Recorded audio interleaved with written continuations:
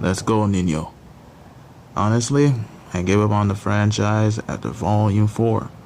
I remember how much the internet hated Volume 8, and from what friends who did watch the show up to that point described, well deserved.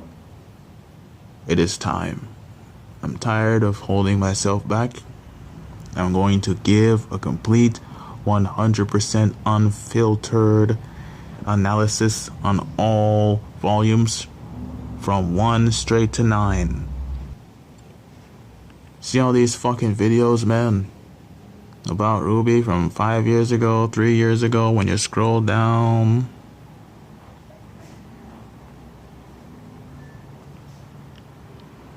These are people who have watched the series, myself included. Look at this.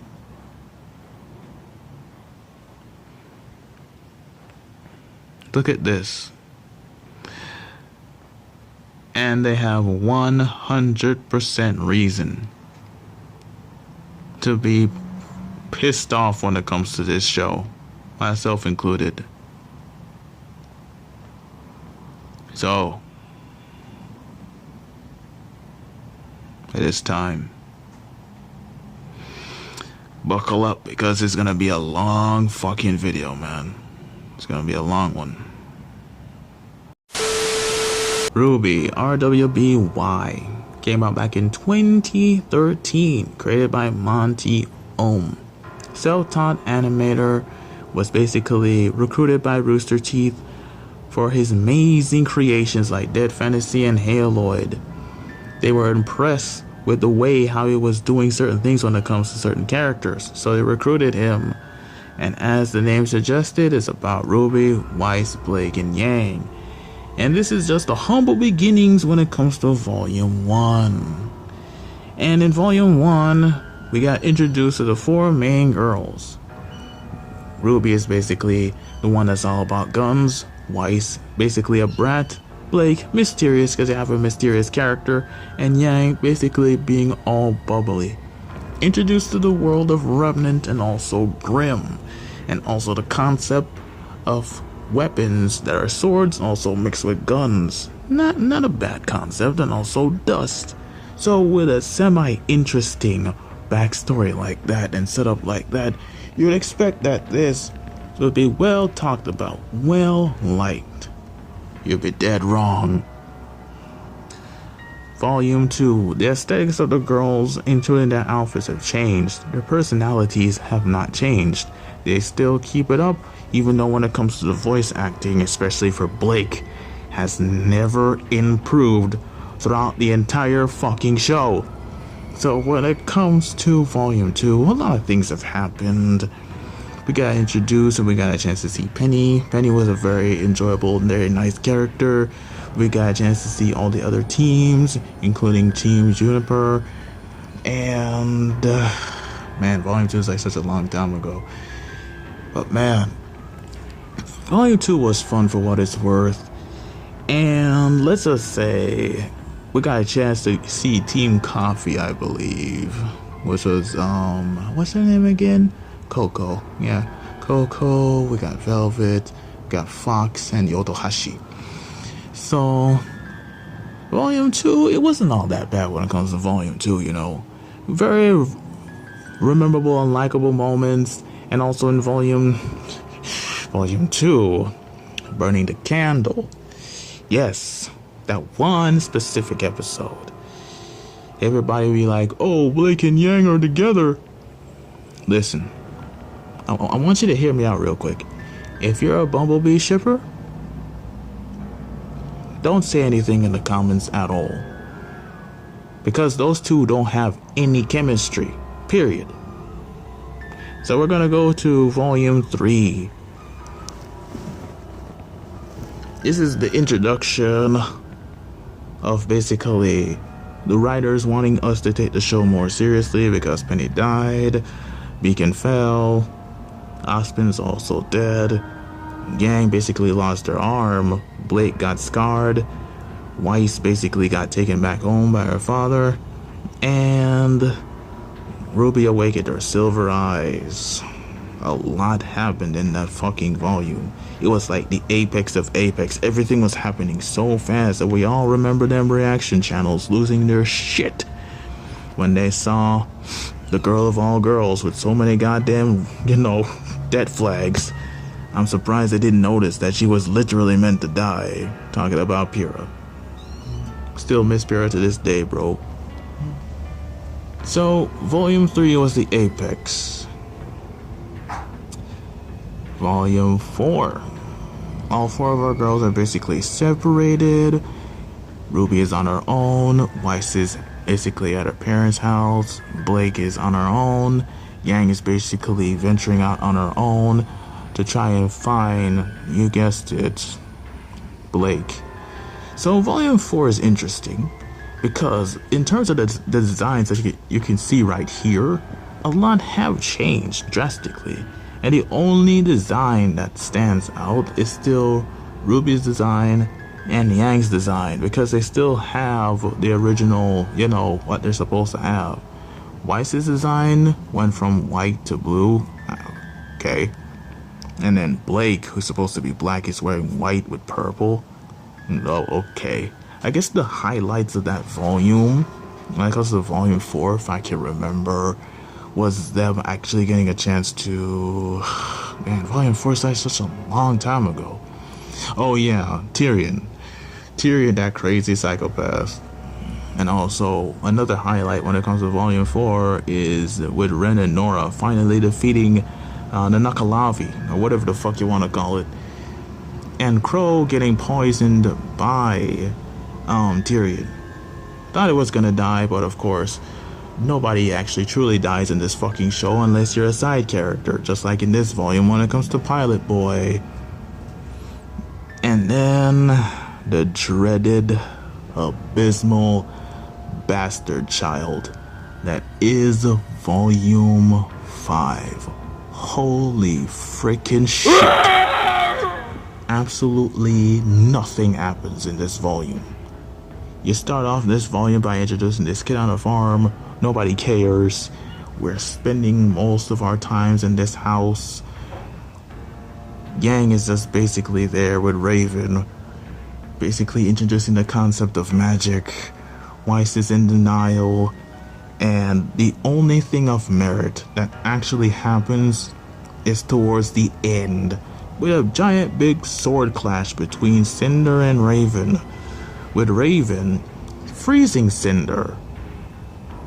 And she's supposed to be dead, but then again, none of the main characters or villains die in this fucking show. So it turns out that she's alive! But anyway, we're gonna go to Volume 6. Arguably, surprisingly, the third best volume in this entire franchise. Volume 6. Man. From episode 1 straight to episode 6, amazing writing, amazing pacing, everything about it amazing. The apathy Grim, that Grim, top notch, top tier. Holy shit, it was good. And then the other 6 remaining episodes, pure, unadulterated garbage. So we have good, and then we have trash. Ah, man. Fucking hell, dude. And then, you guessed it. Do I even have to say anything about Volume 7, dude? Do I have to say anything about Volume 7? The fact that they brought back Penny after establishing in Volume 3 that they're taking death, or the concept of death, seriously, they brought back Penny. You want to know why? Take a guess. Because the views were down. Because nobody was actually watching the show at this point. That's why they brought her back. They introduced the Aesops.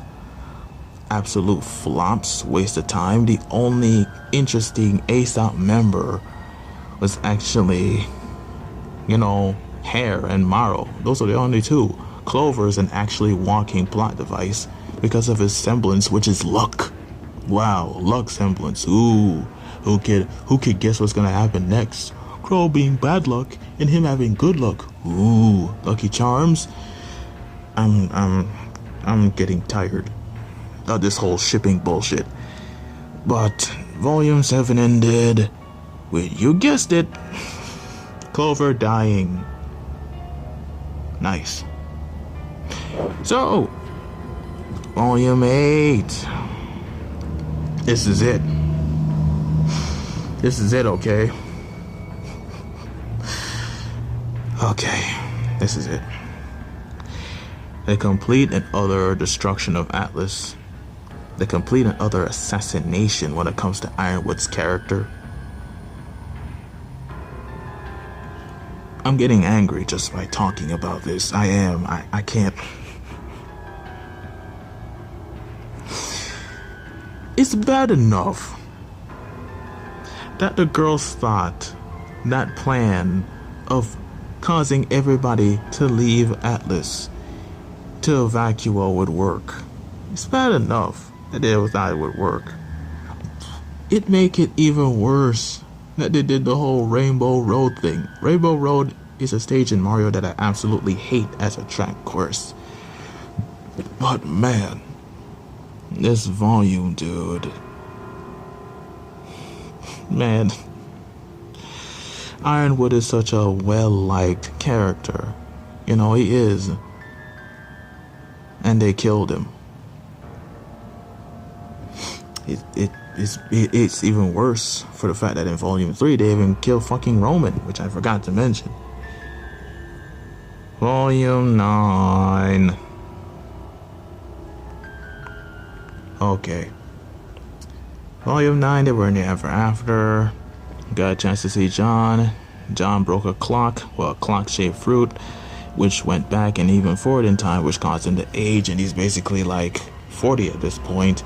The girls got a chance to see John reunite with him. There's this cat, and this cat is not very truthful, always questioning things. And when it comes to that one scene in this volume, when it comes to Blake and Yang,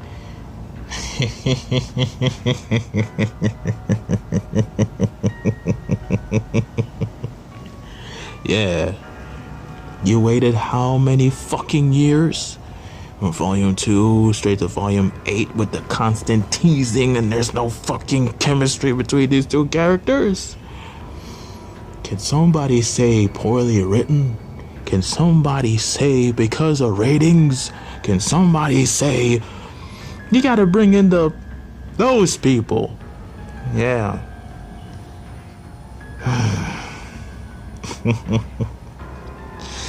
What a volume, man. What a volume. This volume, in my honest opinion, is probably the worst volume out of all of them. It is. It beat out Volume 5 as the worst volume. Some might say that Volume 8's the worst, but nah, man. Volume 9 is just... And it's clearly filler. This is clearly a filler volume, and everybody knows that it is. But man, so many things happen in this volume. The fact that Neo was able to transform into every single character that died, from Ozpin to Clover to Lionheart to Ironwood to Pyrrha, and she transformed into all of them, and even Penny, you know. And all of the characters that she transformed into were beating the ever-loving shit out of RWBY. Even good old, you guessed it, Roman himself is back.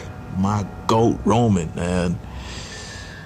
But this volume ends like how it always ends. With the girls beating the shit out of bad guys, which is the cat. And they get a chance to leave the Wonderland. And they're welcomed back into where they were before, which is Vacuo.